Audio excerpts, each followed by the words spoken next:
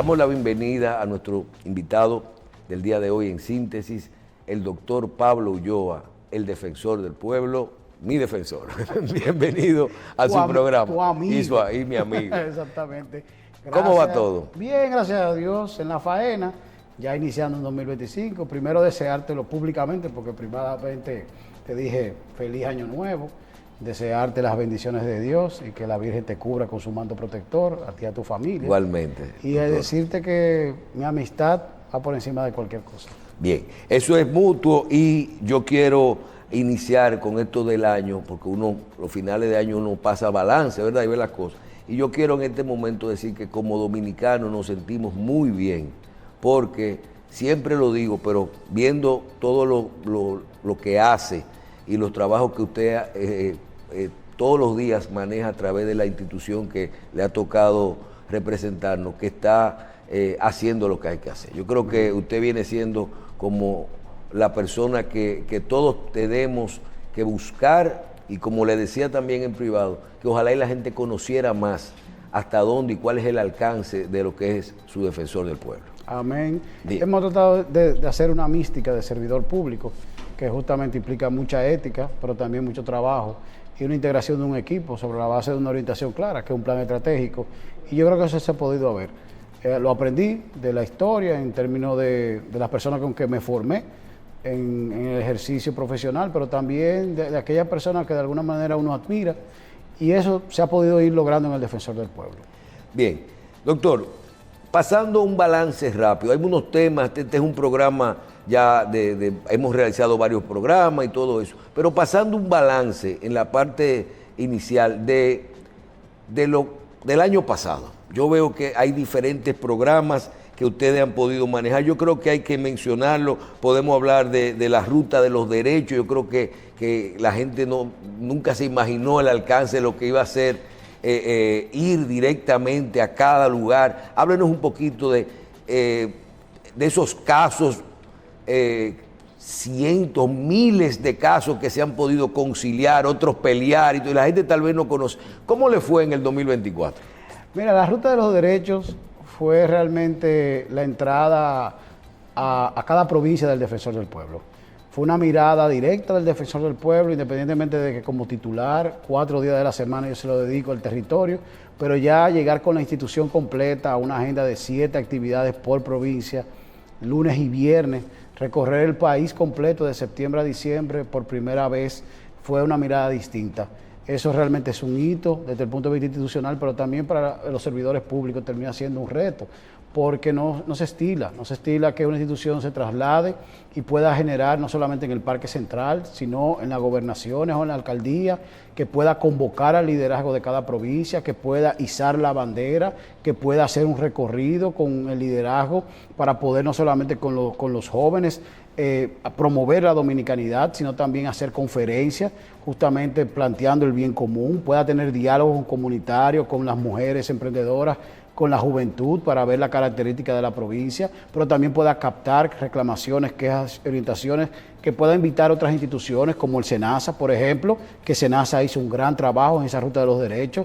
Tengo que agradecer al director de SENASA porque fue de las instituciones que más resolvió casos de los que nosotros vimos en el tema de salud, pero también tuvimos el tema de Supérate, tuvimos también pensiones, también tuvimos el tema relacionado con otras características desde el punto de vista educativo, entre más. Nosotros tratamos de hacer una feria de los derechos, además de los otros elementos que tuvimos dentro de la ruta de los derechos. En esta actividad, porque es que realiza de la ruta de los derechos, si separamos un poquito lo que es el significado que tiene para la institución, para promover la institución, la ruta de los derechos, perfecto. Y también las cosas que se llevan.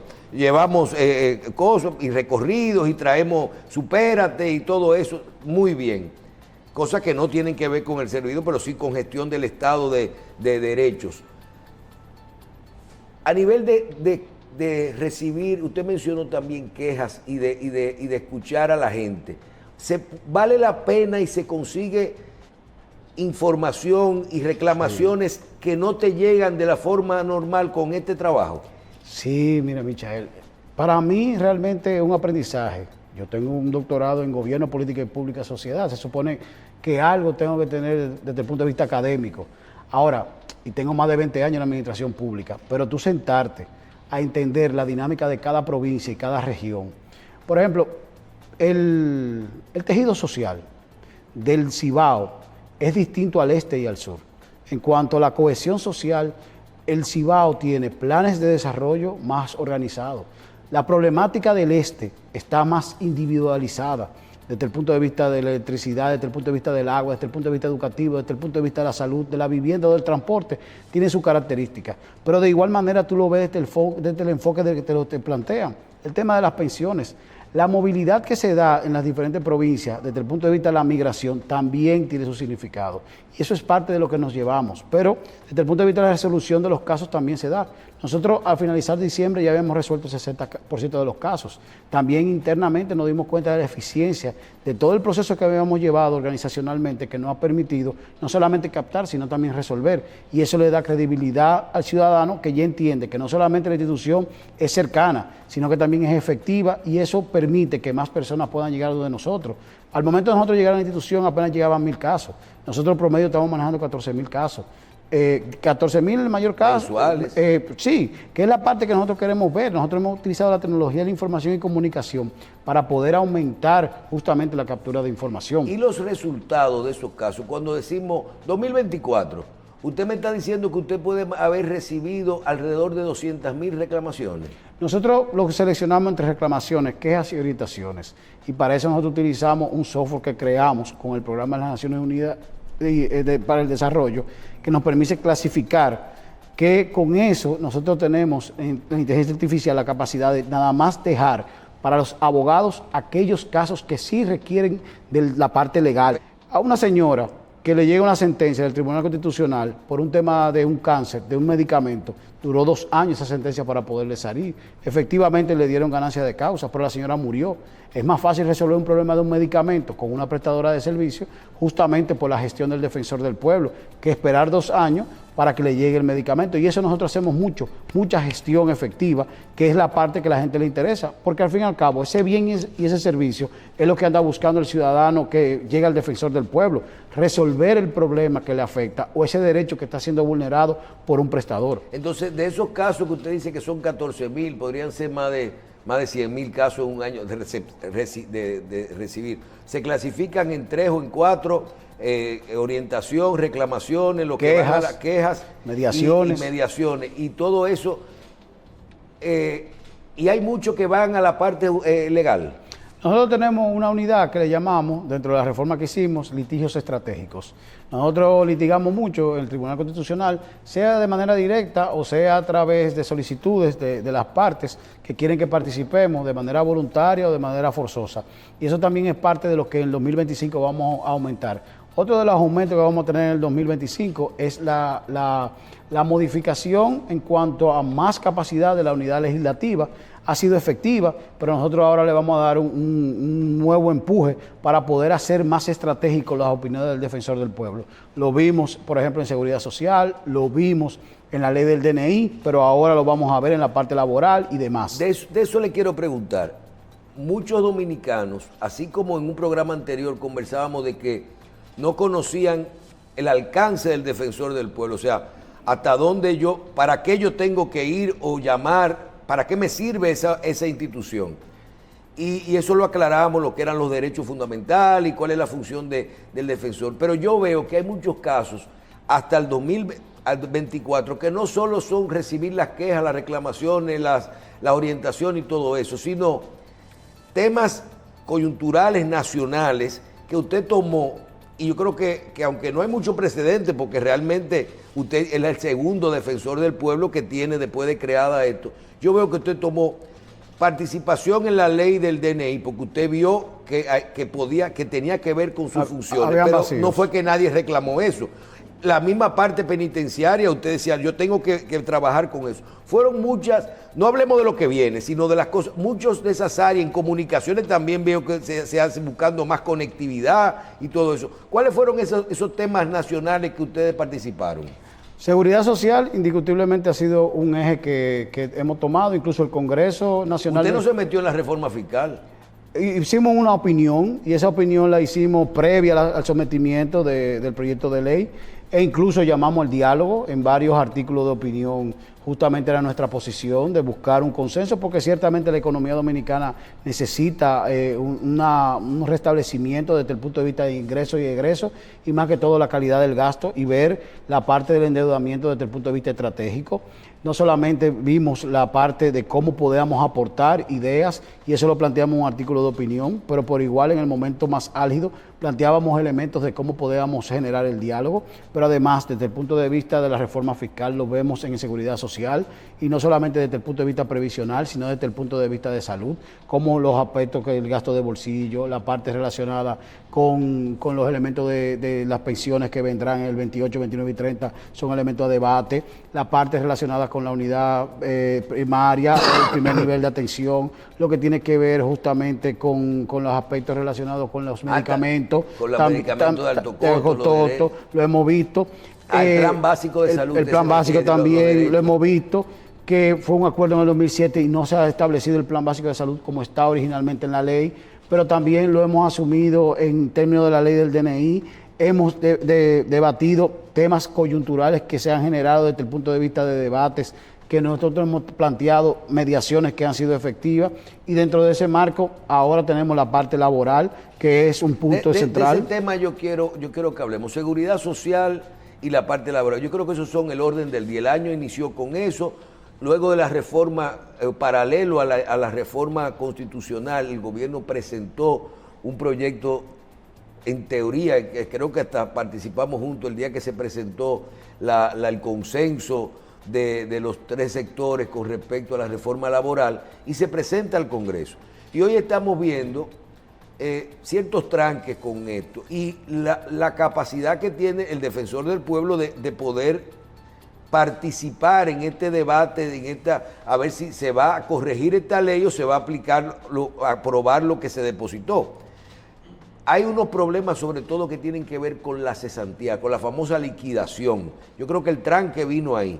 ¿Qué propuestas ustedes tienen para eso, que pueda ser viable para los empleados, de que no se pierdan su derecho y que también la acepten el sector patronal de acuerdo a la ley, porque lo que no se esté cumpliendo la ley que decía que había que revisar la cesantía? Mira, Michel, hay un aspecto que es central. Yo creo que nosotros como país necesitamos centrarnos en un diálogo que nos permita tener una visión amplia de República Dominicana 2050-2060.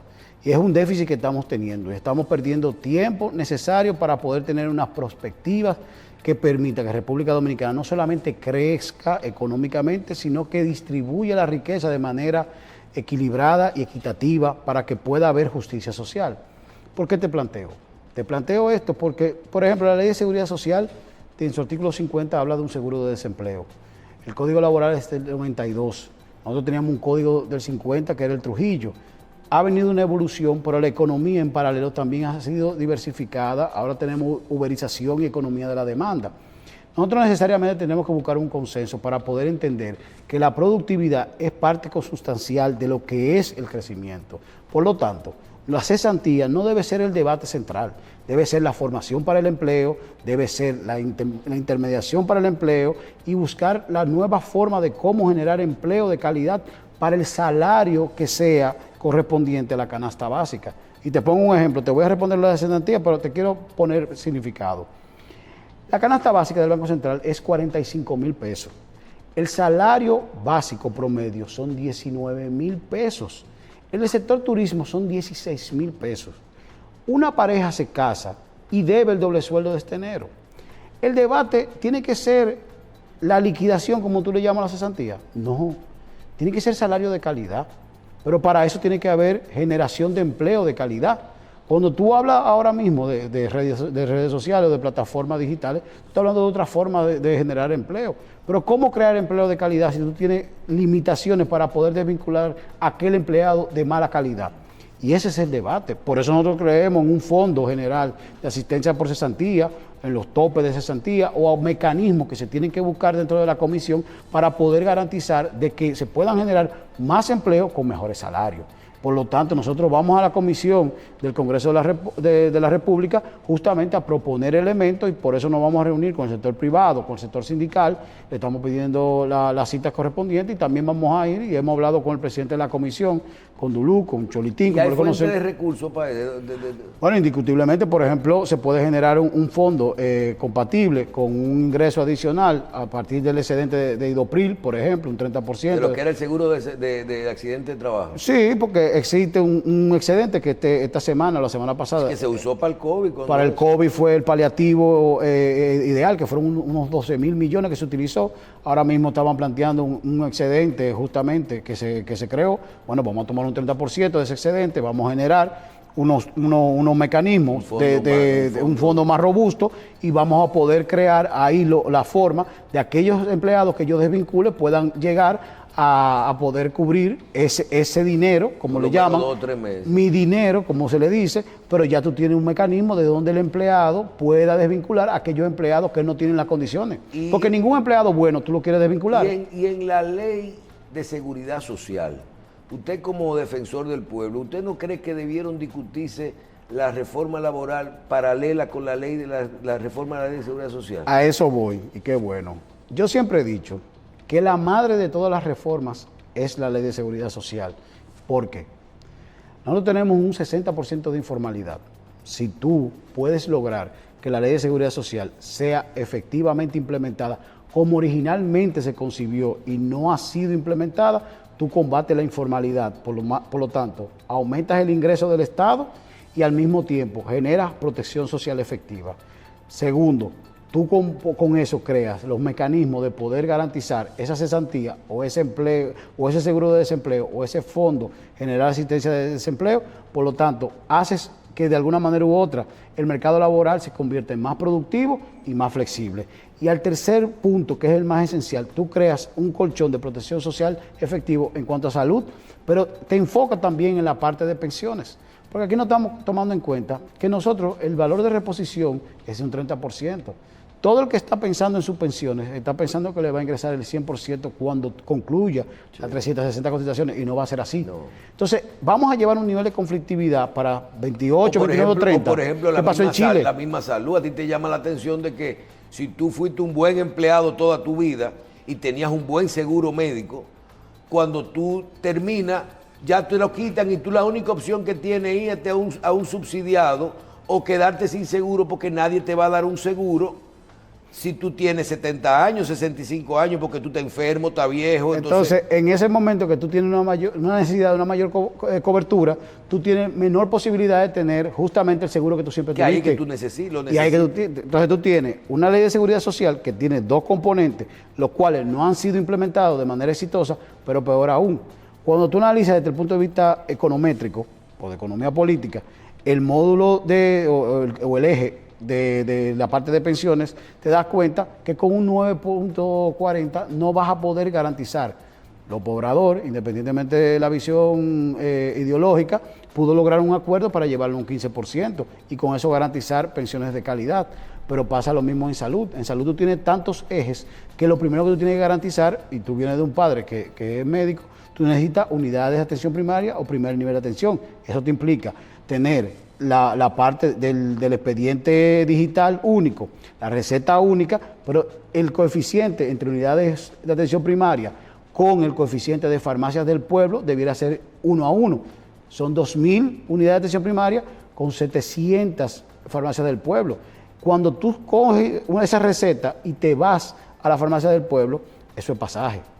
Cuando tú llegas a la farmacia del pueblo, muy probablemente la indicación te implica que laboratorio, tú tienes que irte a otro lugar, porque en la farmacia del pueblo tú no vas a tener laboratorio, pero no tienes la unidad de atención primaria. Cuando tú llegas, muy probablemente la indicación no es genérico, es de casa. Entonces, esos gastos de bolsillo implican casi el 44% de los gastos familiares. La salud es muy cara. Cuando usted le dice un chofer de taxi, le dice, mire, ¿por qué hay leyes? Usted es mi defensor del pueblo. ¿Por qué hay leyes que simplemente no se cumplen cuando es el Estado? Yo soy chofer de taxi y yo quiero el contributivo subsidiado. Y simplemente ningún gobierno lo ha ejecutado. Así como no se ejecutó la revisión de la cesantía que está en la ley. Primero, ¿por qué cuando se trata de no cumplir leyes, si es un ciudadano, va preso? Si es el Estado o si es una institución que no pasa nada, porque aquí tuvimos que buscar una cacerola para cumplir el 4%, pero no se ha buscado para los ayuntamientos, no se ha buscado para la UAS, no se ha buscado para ciertas cosas así. ¿Puede el defensor del pueblo asumir temas de este tipo? Sí, y nosotros incluso hemos logrado con amparos en cumplimiento, que es un mecanismo que creó a partir de la ley que crea el Tribunal Constitucional, crea la figura del amparo en cumplimiento. Hemos podido lograr en elementos, por ejemplo, para las personas con discapacidad visual, se hizo un amparo en cumplimiento. Hay aspectos que sí permiten esa figura jurídica utilizarla. Ciertamente, la Ley de Seguridad Social, creo que la irresponsabilidad de los diferentes gobiernos ha hecho imposible poderla lograr. Y te pongo un ejemplo. Fíjate que nosotros tenemos concebido en la ley el Plan Básico de Salud, y lo que se ha aprobado fuera del Congreso ha sido un plan de servicios básicos. Y ese catálogo lo que tiene es un elemento mínimo que no te cubre. Te pongo un ejemplo.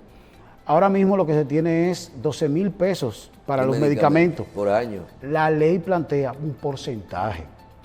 No es correcto. Pero ¿cómo tú puedes lograr un cumplimiento efectivo si tú no tienes un plan básico? Sí, pero a mí me llama mucho la atención, por ejemplo, que una persona que le descuentan,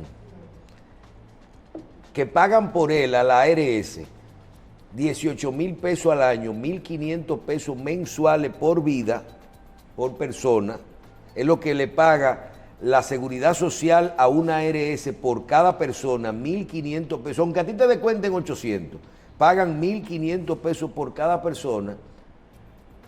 De eso, que son 18,000 pesos al año, nada más 12,000 te lo dan en medicamentos. ¿Será que la recaudación original, el descuento es poco? Así como tal vez la cápita que el gobierno otorga no es suficiente. Es que ahí ha entrado un elemento que el mismo... Porque ¿cómo tú le vas a pedir a un gobierno que cumpla con eso o a una ARS cuando la recaudación es bajitísima? Es que el mismo Estado ha sido el que ha creado este desequilibrio, y te lo planteo en dos elementos. Uno, la ley plantea que todos los servidores públicos debieran pasar justamente a la prestadora pública, que es SENASA. Eso haría que SENASA fuera la más robusta. Eso es uno. Y dos, plantea 3 regímenes que tú lo planteaste: contributivo, contributivo subsidiado y subsidiado. Y el Estado ha fomentado que se elimine el contributivo subsidiado. Por eso te decía que la Ley de Seguridad Social era la madre de todas las reformas, porque el contributivo subsidiado inmediatamente atraparía... Este es un país que tiene 50% de informalidad. Pero eso, el contributivo subsidiado era que iba a arropar a todos esos informales. Porque al fin y al cabo, ese taxista, que era el ejemplo que tú me ponías, era el mismo que iba a poder pagar una parte justamente de ese contributivo subsidiado, porque la parte subsidiada la ponía el gobierno y la otra, para poder tener el upgrade, lo iba a pagar de él, de ese servicio que daba. Bien. Finalmente, doctor, con los casos en el 2024, vamos a seguir fortaleciendo la institución, van a seguir las visitas a los diferentes... 2025. En el 2025, las visitas a las diferentes provincias del país, vamos a seguir atendiendo más reclamaciones, más quejas, más casos. Perfecto, vamos a trabajar con la Seguridad Social. ¿Qué cosa a usted le gustaría traerme nuevo en este año? ¿Qué les gustaría? ¿Terminar todo esto o hay algunos temas nuevos que ustedes podrían participar? ¿Algunas iniciativas? Mira, yo creo que este año nosotros tenemos un reto real. O sea, todo ha sido una transformación indiscutible, pero ya nosotros este año cerramos toda la transformación organizacional con el modelo de gestión certificado de norma ISO. Todo lo que hemos venido haciendo hasta ahora se ha ido certificado de norma ISO, pero el modelo de gestión, que era el fin de este ciclo organizacional que se planteó cuando yo me postulé, se concluye este año. El abordaje... Ustedes sacaron la mayor puntuación en transparencia, ¿verdad? 100 puntos, y somos el único órgano certificado por el Ministerio de Hacienda que ejecuta su presupuesto en línea, con una carta del Ministro de Hacienda que llegó en el mes de noviembre, lo cual agradezco. Además, este modelo de gestión certificado en ISO concluye eso. Adicional, nosotros este año vamos a bajar a nivel municipal. 158 municipios vamos a visitar. Vamos a hacer un congreso para niños y adolescentes donde los niños y niñas adolescentes nos van a decir cómo no le estamos garantizando los derechos. Por lo tanto, por primera vez en República Dominicana se crea un espacio para 1000 niños que nos cuenten a nosotros los adultos esta parte. Y el informe del Defensor del Pueblo este año, que tuvo tanto impacto el de hace 2 años, que vino el nieto de Nelson Mandela, lo vamos a presentar sobre la calidad de los servicios públicos. Son 4 ítems que van a tener realmente una repercusión para que la institución ya pueda cerrar ese ciclo y se va a aperturar entonces la posibilidad de empezar a abrir unas casas de derechos que son a nivel macro-región y regionales, la posibilidad de que el defensor pueda ir aperturando espacios de infraestructura donde el ciudadano va a poder llegar, independientemente de que siga la sede central, que por primera vez se tiene, ya pero con un confort o una infraestructura donde pueda el ciudadano no solamente formarse o llevar situaciones, sino también tener espacios donde el defensor del pueblo pueda ir a despachar de manera continua y frecuente, como ha sido hasta ahora, pero ya con su propia infraestructura. Bien. No quiero perder la oportunidad de su participación. Ya separándolo de su condición de defensor del pueblo, ¿cómo usted ve todo esto de la reforma a la Constitución, los candados que se han puesto en nuevos candados? Yo decía, ¿por qué prohibir lo que ya está prohibido? O sea, ¿será que estamos tan acostumbrados a hacer esto? La misma incidencia, los cambios en la procurador, si se va a sacarlo de las cárceles de ahí adentro, que en esa parte ustedes sí pueden incidir. ¿Cómo usted ve todo este proceso de reforma? Mira, para sacar las cárceles, lo cual está muy bien y se debe de sacar del Ministerio Público, hay que crear el Ministerio de Justicia u otro órgano administrativo, como plantea justamente la posibilidad en este proceso de reforma que se llevó a cabo. Entendemos que justamente la reforma penitenciaria tiene que retomarse y tiene que llevarse al estándar que en algún momento se tuvo, pero ampliarse a nivel nacional, porque son 42 espacios o recintos penitenciarios que existen. Eso va a implicar mucha inversión, porque implica no solamente personal, sino tecnología. Es similar al proceso de la policía, por lo tanto es un proceso largo y de mucha inversión. Indiscutiblemente el proceso de reforma de la Constitución fue un planteamiento del presidente de la República, lo cual él honró su palabra y es parte de una agenda política que él definió y por lo cual las personas lo votaron. Creo que como político él cumplió una promesa de campaña y eso es un elemento que para él, dentro del punto de vista de su legado, es lo que la gente tiene que identificar como parte de su agenda que ha ido consecuentemente cumpliendo. Desde el punto de vista de lo que va a suceder en la Procuraduría General de la República, tiene que ser sobre la base de la ley, que ya con esta dos lecturas y la promulgación vendrá justamente la revisión ahora de lo que es el reglamento del Consejo Nacional de la Magistratura, la postulación, en este caso la presentación del candidato o la candidata por parte del presidente de la República y la sustitución, en este caso del juez, que va a sustituir al presidente del Tribunal Constitucional, porque salió de la sala penal de la Suprema Corte de Justicia y hay otro juez que al parecer está dispuesto a ser sustituido antes de tiempo. E indiscutiblemente el Consejo Nacional de la Magistratura va a tener una agenda en el mes de febrero o marzo. Yo lo estimo más que todo en el mes de marzo, viendo los tiempos como están avanzando. No creo que sea posible antes del 27 de febrero poder tener. Ojalá, pero indiscutiblemente creo que doña Miriam, como Procuradora General de la República, le quedará un poquito más de tiempo. Bien, vamos a agradecer al doctor Pablo Ulloa, decirle que hay unos presos en las diferentes cárceles, que son 42 y creo que otras más pequeñas de los destacamentos, creo que llega a 52. Que unos presos que le van a buscar, que quieren sus derechos porque la Procuraduría siempre pide prisión preventiva.